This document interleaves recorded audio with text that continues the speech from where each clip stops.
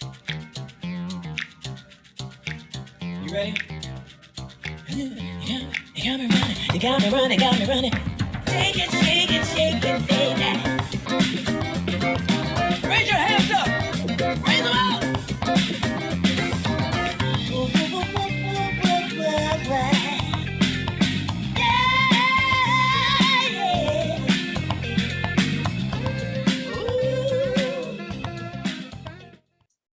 All right. Hi, everyone, and happy Wednesday. We've just clicked over 11 a.m. GMT +8, and I hope everyone is going well this week. There is quite a lot going on in the markets as well. If you did trade yesterday, I hope you took note of the advice that we gave as well for short-term trades. There were definitely some opportunities, but I hope everyone is going okay. And to the members of the Forex Briefcase team as well, thank you very much. It was nice to wake up to that as well. So I think we're trading closer to 2.5, 2.6% in 10 days or so. So that's been fantastic. Now, if you are watching this live as well, welcome to the LCMS Trader Club members too. And if you are watching this a little bit later on YouTube, make sure you do visit that site. It's just at the bottom of the video imprinted there for the Jindal Thai website. Click on that and we are welcoming new members as well. So it's actually the 1st of December already. We're episode 431, and a quick introduction as well if you are new. So this currency call runs Monday to Friday at 11 a.m. GMT +8, and the currencies we analyze are as follows. So Aussie and Kiwi on Monday, Tuesday, Euro, Wednesday, today we've got the pound, Thursday, yen and gold, and then on Fridays, CAD and crypto. And this currency call will discuss the market economic updates, the key support and resistance levels, trade ideas, and much more. And this currency call is going to be beneficial to both the long-term investors and also short-term traders too. And here we will go through what could move prices, the possible trade ideas, and we'll highlight the potential targets and also the risks of the trades as well. Finally, a disclaimer. Any information shared during this session is not intended to be a trade recommendation. It is solely the opinion and views of the speaker. So please remember to make sure that you do your own analysis prior to entering in any trades. We do stress that, and also feel free to ask questions during the call here and also in the LCMS traders chat as well. But we do have, just to start off, we did have a lot of testimony last night, or depending on where you are in the world, in the morning, but we do have the Real Slim Gimme More Pip, just a slight variation to the nickname now on the panel today. And he'll be just discussing what Jerome Powell mentioned in his testimony last night. So over to you now, Gimme. Thank you, Scott. Happy Wednesday. Happy midweek, everyone. Yep, Jerome Powell and his testimony. I can tell you for sure, there was a lot going through. Wow, there was a lot that went down yesterday. Okay, first of all, you guys probably already seen this testimony speech, okay? This thing that Powell will be reading out during the testimony yesterday and later today, okay? So first thing first, on Omicron. Yesterday I mentioned that, the only Omicron thing that he mentioned in this statement is just, there's potential downside risk to employment and economic activity and increased uncertainty for inflation, okay? At the moment, I think it's still quite early, okay, to tell if, for Powell to tell if, is what kind of monetary policy adjustments or plans the central bank should adopt, okay, in response to the discovery of Omicron. All right, because during the testimony, he actually said that, I quote, "I'm told by experts we'll know quite a bit about those answers within about a month." So yeah, basically he's just telling us, wait and see, we'll see how the Omicron variant unfolds, and then, they'll probably make the necessary adjustments to their plans and things like that. All right, now moving on to something more interesting. All right, speaking about their plans of tapering, okay? Now, Jerome Powell actually mentioned that the central bank will likely, okay, he's expecting the central bank, the Federal Reserve, to discuss on increasing the pace of QE tapering during the December's meeting. Okay, that is a very good thing, right? So as we know, QE tapering in the coming from the Federal Reserve has already started, all right, at an initial pace of $15 billion, correct, per month, okay, in November and in December, okay. So right now, what he's saying is this: they're going to, discuss if they should actually increase to, I don't know, maybe 2025, basically to hasten the pace of QE tapering during the December's meeting. All right, so that's actually a good thing. All right, because if we were to speed up tapering and end it as soon as possible, then the next thing that we can look forward to is an increase in interest rate. Okay, and Jerome Powell also mentioned that tapering may end a few months earlier than expected. Okay, so as of now, okay, the most recent projection is that the Federal Reserve will probably end this whole tapering by mid-2022. All right. Now, a few months earlier would mean that we can expect something like first quarter of 2022. Okay,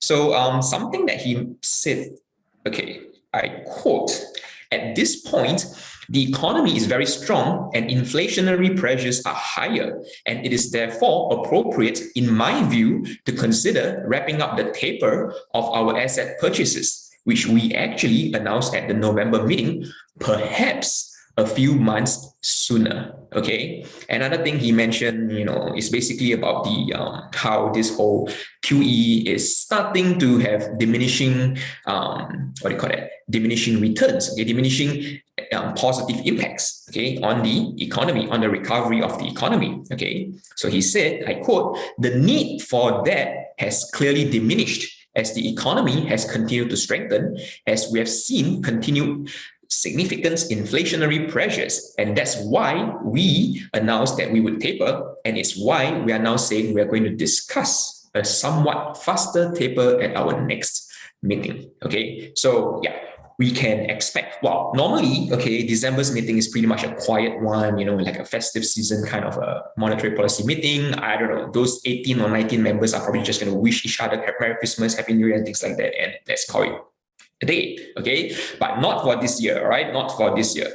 Likely, we are going to hear something, market moving, okay, from the Federal Reserve during their December's meeting. All right, so that's the first thing, okay? A discussion of, faster pace of QE tapering in December. Okay, on to the next one.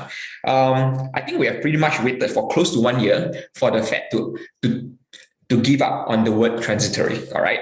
So yesterday, okay, I'll just quote it first. All right. This is what Powell said: "The word transitory has different meanings for different people. To many, it carries a sense of short-lived. We tend to use it to mean that it won't leave a permanent mark in the form of higher inflation." Okay. And then he moved on by saying this, I quote, "I think it's probably a good time to retire that word and try to explain more clearly what we mean." Okay, so at last, okay, we are probably not going to be hearing about this whole transitory word anymore, probably starting from next meeting onwards. So yeah, they have been using this word since the start of this year, okay, since January 2021. All right. So their view is that inflation is going to be transitory, this whole oil price rise, this whole supply chain disruption, okay, global supply chain disruption is likely going to be short-lived, okay. And right now, it does not seem to be that case. Okay, it doesn't seem to be that case.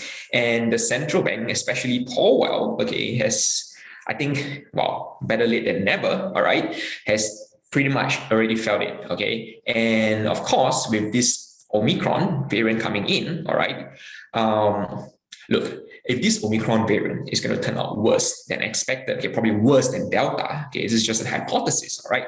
If it's going to turn out worse than the current Delta, then we definitely can expect an extended period of time for this whole global supply chain issue to be, to be disrupted, okay? An extended period of time for supply chain disruption.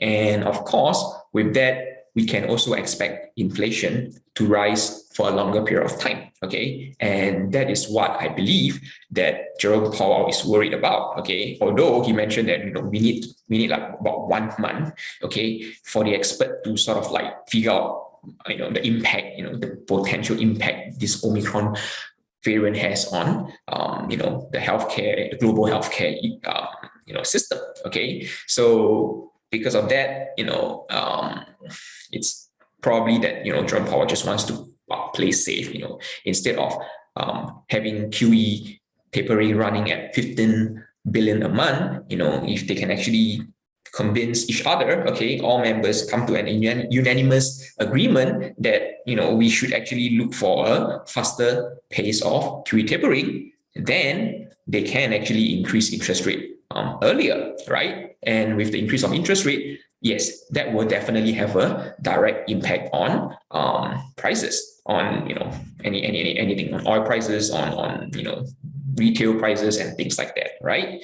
So yeah, a lot to look forward to for the December's meeting, okay? And take note that this monthly testimony by Jerome Powell, okay, is a 2-day affair, all right? So he'll be testifying again later today at 2300 hours, okay? This time around, he'll be testifying before the House of Financial Services Committee, all right? He'll be reading out the whole, the speech that I showed you guys earlier just now, okay, again.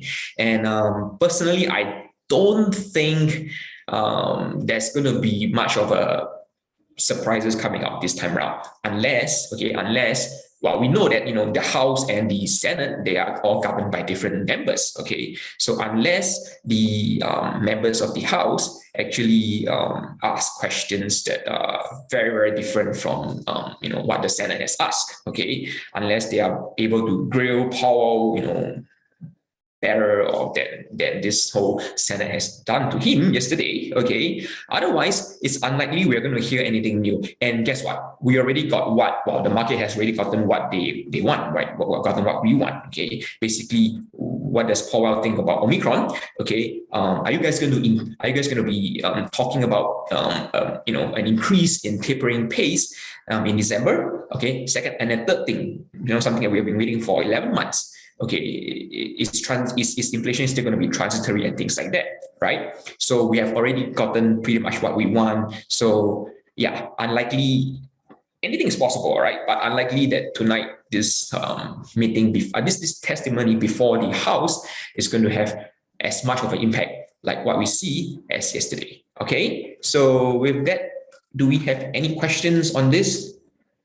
I hope you guys made some money yesterday, because I know some of them they do. How do the tapering stop if Omicron just activated? How do tapering stop? Is it really possible? Okay, so like I mentioned just now, if Omicron, this whole situation were to worsen, okay, well, if it's not as bad as what is initially expected, okay, if let's say Omicron is just some meager variant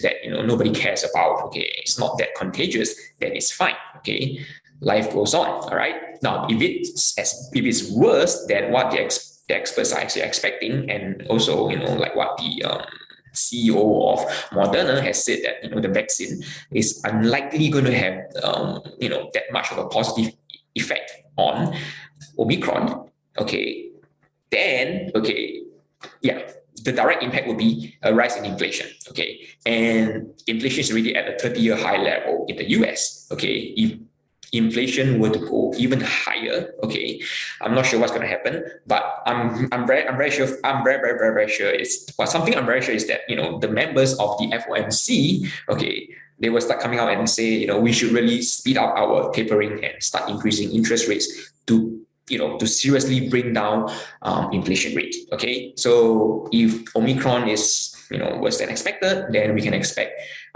probably you can expect a even faster pace of tapering. Just get rid of the bonds, and then they can start increasing interest rates. Okay, what is the impact if tapering is stopped earlier? Weakening of USD.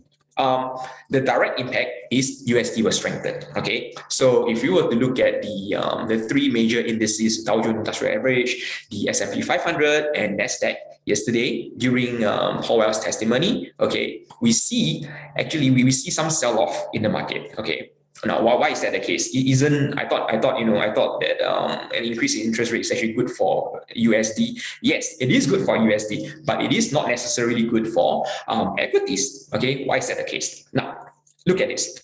Interest rate is at a 0.25%, 0 to 0.25% range in the US right now. Okay, that actually makes bonds and savings unattractive, okay, because it's so low, right? It has been from like 2.25% interest rate all the way now down to 0.25%.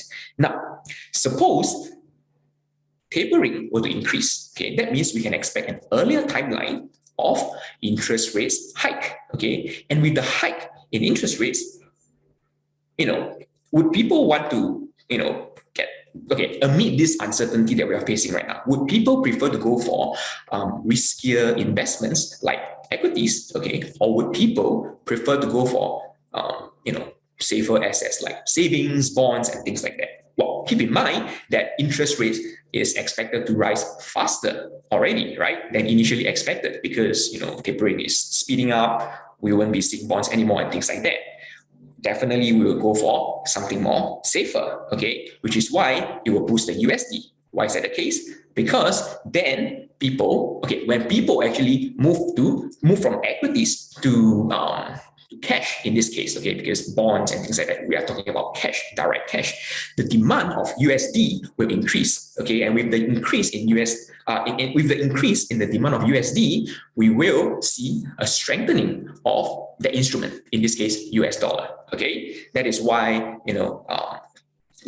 tapering is stopped earlier than we will be seeing a strengthening in the US dollar, and which explains why, yesterday during Powell's testimony, we see a weakening in the equities market, okay? There was a lot to digest. We'll have to rehear this recording again. Yeah, sure, of course, there'll be a recording put up, and, as usual, if you have any questions, anything unclear and things like that. I know I'm just rambling through like nobody's business and things like that right now. But yeah, anything that's unclear, just please put it in the Ecofin platform, and then I will get to your questions as soon as possible. Okay, go for safer investment like Forex briefcase. Definitely. I mean, look at the chart, right? The ROI chart is pretty much like how inflation is rising nowadays. Okay, so yeah, just please do Forex briefcase. What will happen if they extend tapering? Okay, unlikely going to be the case, but if they were to extend tapering, what this means is that the timeline for interest rate hike will also be extended, okay? Hence, we may be seeing a weakening in the US dollar, okay? Aussie GDP news is better than expected this morning. Yeah, it's true, but it's still negative. Okay, so for the third quarter of 2021, there was actually a contraction in the economy, in the Australian economy. Okay, and keep in mind that then the RBA is not likely going to be doing anything until at least February 2022. So for now, Aussie, I'm a bit meh on Aussie dollar. Okay, good stuff, Jimmy. Thanks, Steve. Okay, so any other questions, just feel free to put it in Ecofin and I will get to you guys as soon as possible. All right. So with that, I'll hand it back to Scott.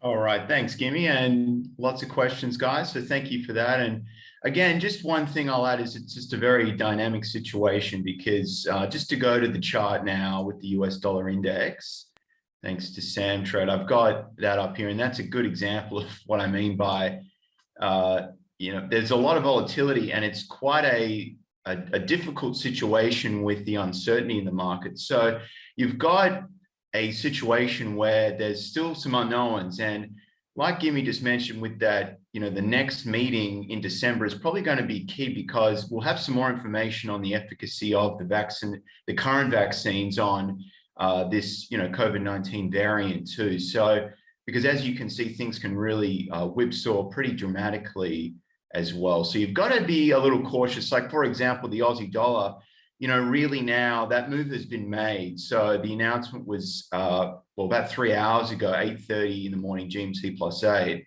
And it was slightly better than expected. But, now would be the time to say, okay, I'm going to stay out and let that play, because things can really change quite dramatically where we've got announcements from, for example, the World Health Organization. People are coming on to news channels that are talking about, Moderna and the efficacy there, and that really threw markets out a little bit. So I mentioned that in the morning market update as well. I was a bit late just before the call, but I have written a few thoughts out about just sizing, less as well. And in regards to the indices, like the equity markets, what we've been seeing, if you do follow it, the bigger companies have been seeing, inflows. So more speculative companies, that's really what's been happening. They've been leaving that, jumping in there. So what that means for investors is that you have to, buy these, very expensive companies, and it's difficult. So that's why Forex Briefcase is something to really consider, because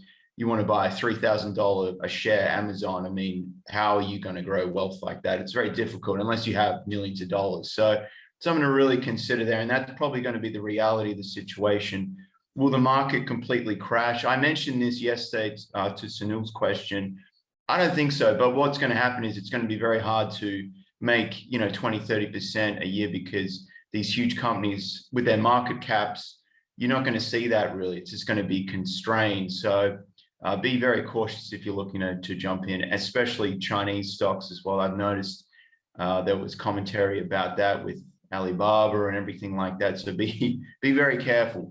But US dollar, now we've seen it, test that 95.50 level last night. We had Jerome Powell talking, then it whipped back down again, and we looked like we wanted to push through 96 here, but we're still just, really in a period of the market where things are pretty flat. And again, you've got to sort of be cautious, because it looks like it sort of did try and bounce earlier this morning and is pulling back, and could go either way right now, because if we just have a quick look at the news, and there's not obviously a lot on right now. We did have, and Gimme talked about this, Tuesday was pretty dynamic as well for the amount of news that was out, but really it was Jerome Powell leading the way.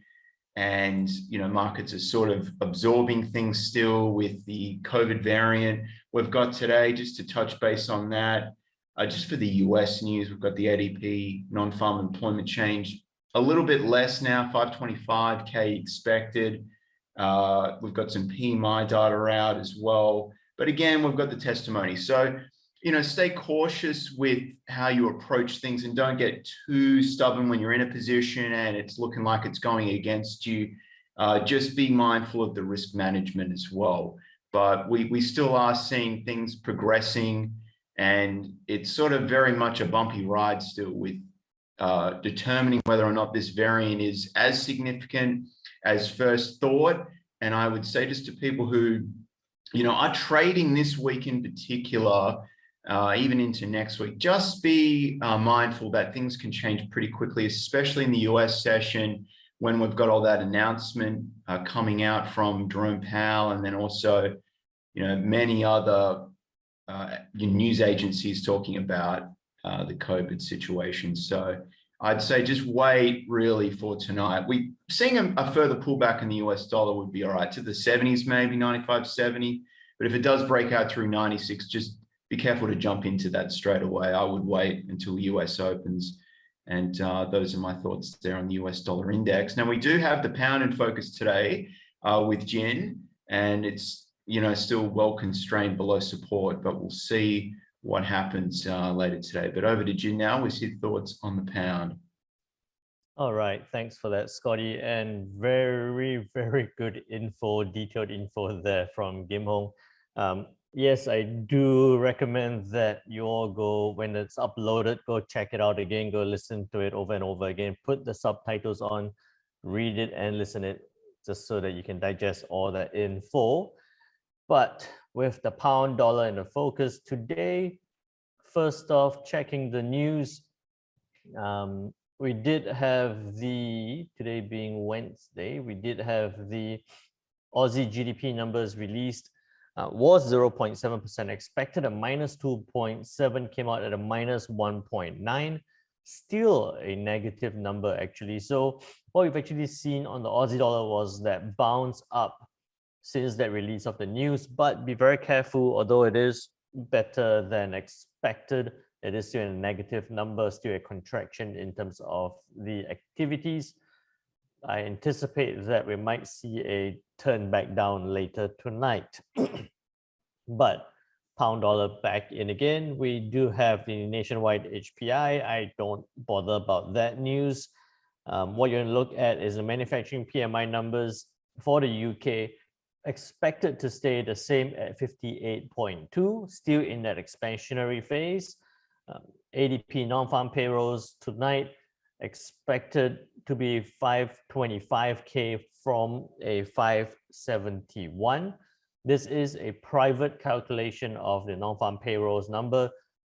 Doesn't have, or it's hard to draw a correlation to the government's non-farm payroll number. I anticipate that this number should be about a 550 possibly. So we might see some strength on the US dollar from tonight at 21:15 hours. We have Governor Bailey speaking, but I don't think this is a big event. Bear in mind, 11 o'clock tonight, Fed Chair Powell speaking again. Are we going to see a repeat of last night? Quite possibly. So I would keep a lot of trades very short term.